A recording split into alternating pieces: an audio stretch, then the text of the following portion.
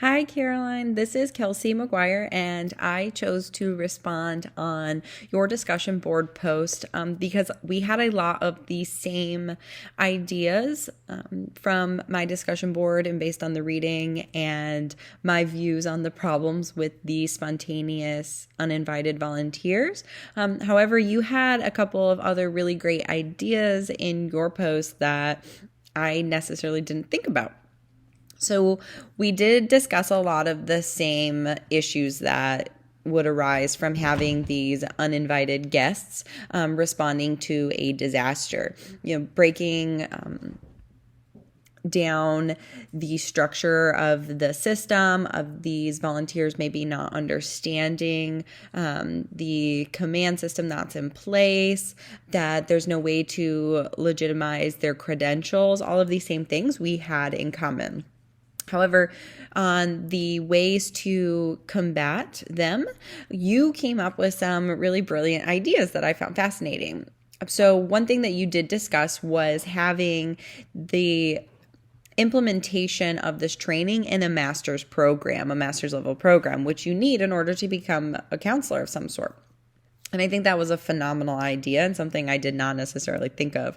I thought about it in the sense of, through CEUs and through different trainings, but I definitely did not think to say, hey, let's incorporate this into an educational standpoint at a basic level that everybody receives. That way everybody does have a knowledge or a basis of what disaster response looks like. As I know we get it in this PhD program, but to implement it at a lower level was a fantastic idea.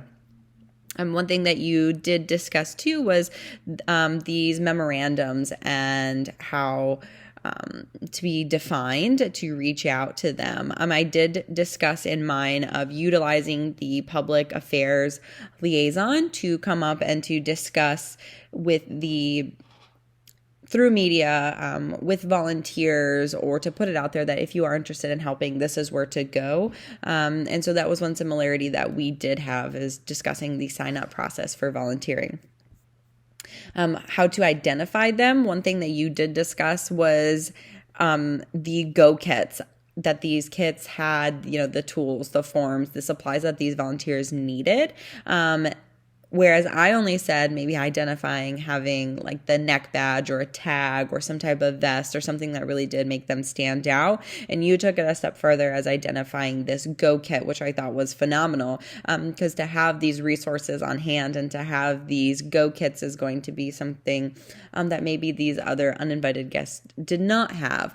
So it really does create a difference in there. I think in that it really may become a barrier at some level too, because when you're responding, you don't really know what the disaster impact is going to be. So the potential of having to carry some type of kit or carry something around may become a barrier, or you're setting it down, or you're constantly looking at things, and it creates some type, again, of barrier where the survivor may not want that in their face. So while I think it's a great idea, I can also see it as a little bit of a hassle. Overall, I believe that you had some really great ideas.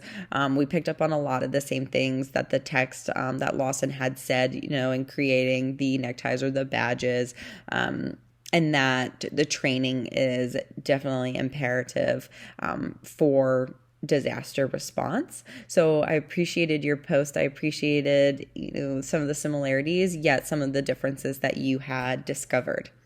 Thank you. Have a great rest of your day.